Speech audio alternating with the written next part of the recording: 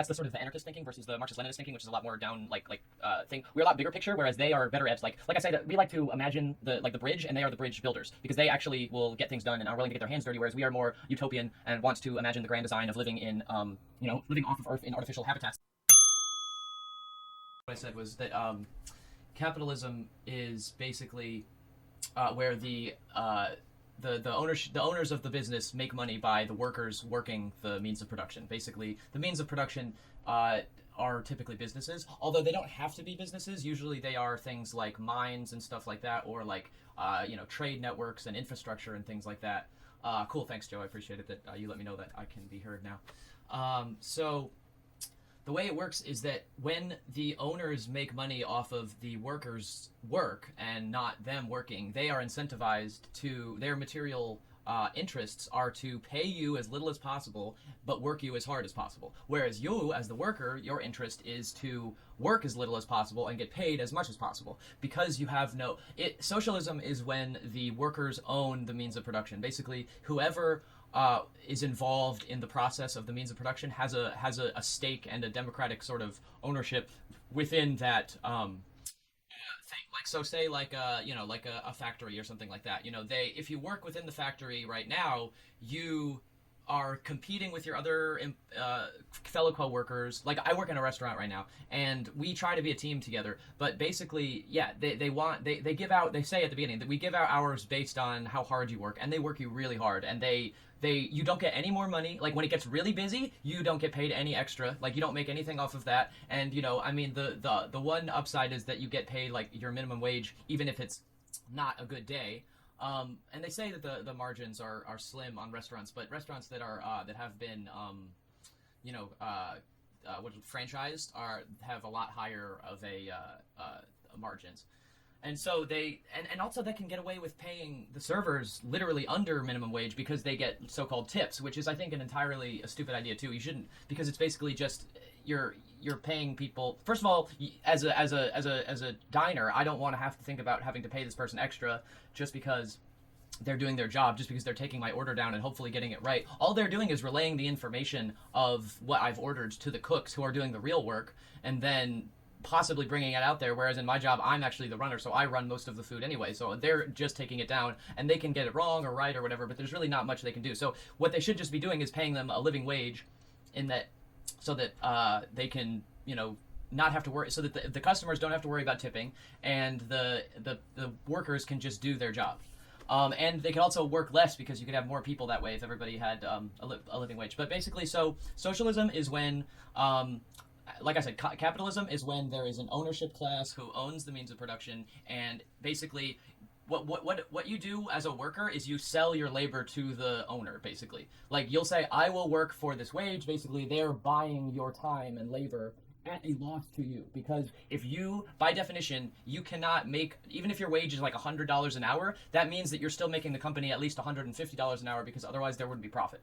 So they are literally they're extracting your profit. The surplus value is going to them, and not only are they doing that to you, but they're doing it to every single other employee who works under them. And what socialism is that the company, or the means of production is owned by those who work it, who work with the machines or the whatever it may be, and they get to say how it works. Like, they get to decide what the wages are, what the hours are. They get to decide what they do with the profits. Like, if say first of all, everybody would get paid more because you're not losing money to some owner person. You would probably get paid more. But then there could be days that the profits are really high, and then you could, instead of then you could vote to pay people more, or you could vote to reinvest that into the company to make it more effective, so that people could take less hours and still be paid the same amount that they were before, and doing less work by making more machines and everything like that. And then full-on communism is the eventual goal of socialism, which is to decommodify everything and basically give everybody equal ownership of everything, so that people have direct democratic control of everything. And a lot like that video that we were watching about the what's it called, the cybernetics.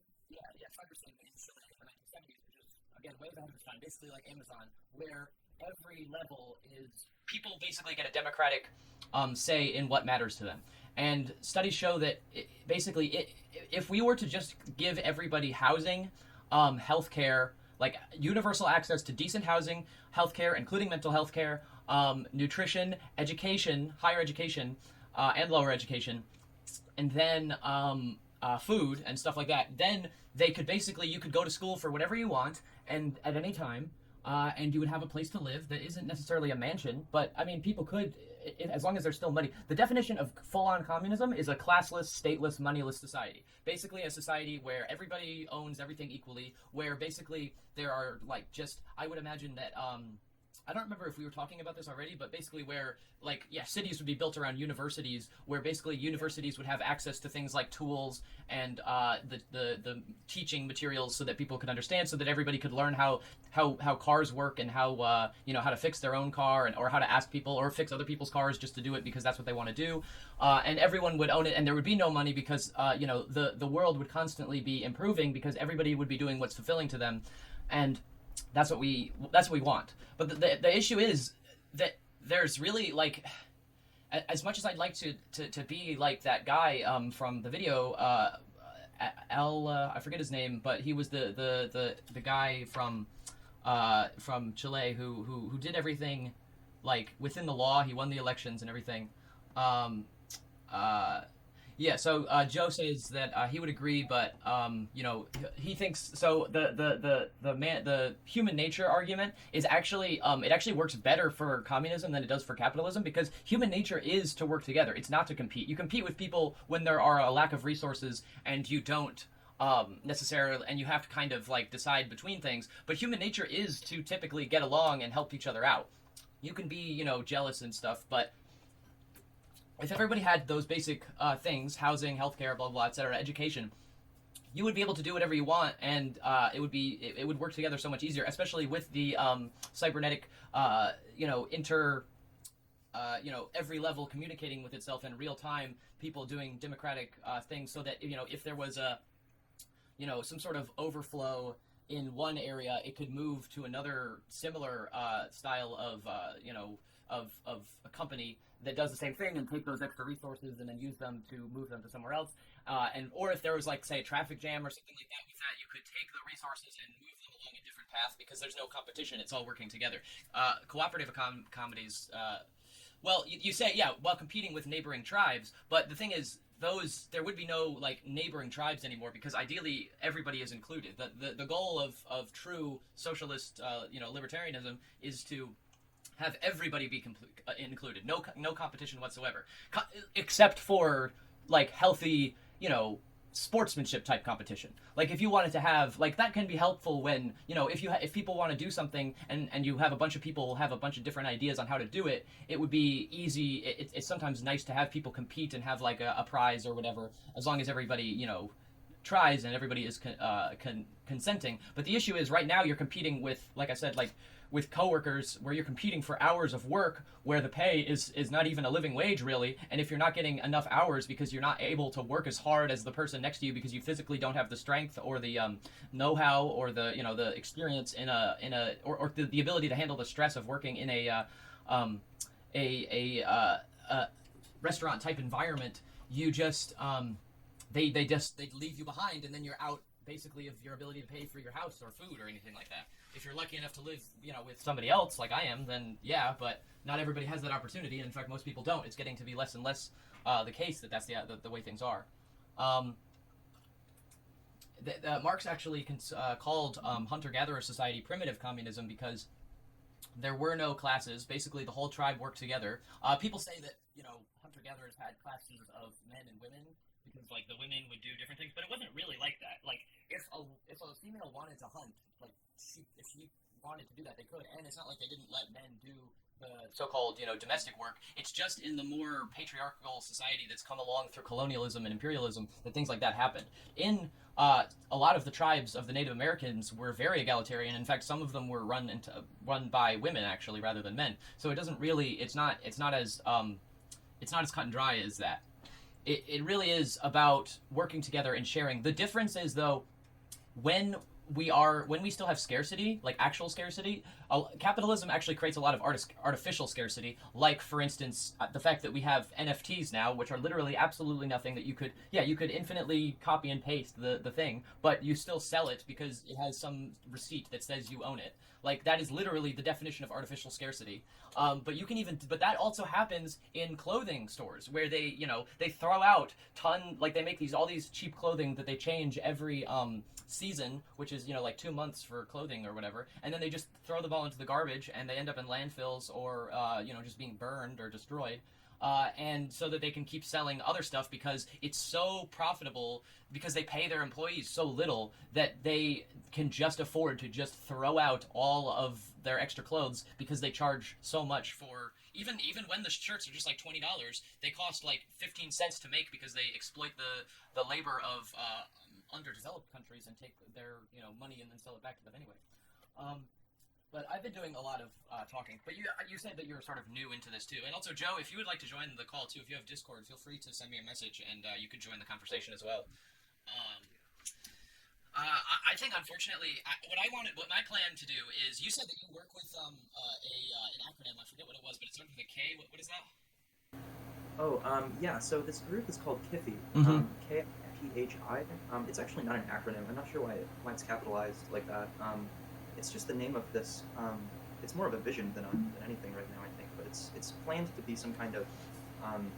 It's supposed to use blockchain or other consensus technology in order to create virtual reality that is able to be have like rich structure. And, it's supposed to be an environment for AI to learn. Humans and AI to learn together. Because this whole thing with like bots arising and people interacting with them, all of the things that our social media platforms have given rise to, like augmented reality games, all of these cultural phenomena are it's incredible how much of our collective consciousness they're sort of penetrating, and so these people are trying to lean into that whole trend with their own augmented reality game. Essentially, that's how I view it. And I mean, they don't call it an augmented reality game, and they say that they're trying to make a voxelized blockchain or voxelized encrypted metaverse kind of thing. But so I was drawn to the vision last year, and I've known them for about a year, I guess. So what exactly is the game about? Is there a video like online, like on YouTube, that I could show? Yeah. Here, let me. Yeah. See if you can find it and send me a link in the chat, and I will bring it up. Okay. Yeah. It's not. There's nothing really that tangible for them to show. It's mostly paperwork, to be honest. But yeah. I'm someone who's very drawn to visions. I try to pull vision down to earth. Yeah, well, that's the thing is, I think that you and I are very similar in that way, and that's the sort of the anarchist thinking versus the Marxist-Leninist thinking, which is a lot more down thing. We're a lot bigger picture, whereas they are better at like I say, that we like to imagine the bridge, and they are the bridge builders, because they actually will get things done and are willing to get their hands dirty, whereas we are more utopian and want to imagine the grand design of living in living off of Earth in artificial habitats like O'Neill cylinders, which I'm not sure if you're familiar with, but they are amazing things. And we could do all that if we had everything owned. It's just that the issue is we need to, first of all, just spread class consciousness by talking, which is the thing, and watching those videos and things are great. What I want to do is get involved on the local level and start to get involved in politics, and eventually become like the governor of my state and invest in those things, because I think those things are the healthcare, housing, healthcare, including mental health care, education, and food, as well as public infrastructure. Those are important too. So this is something that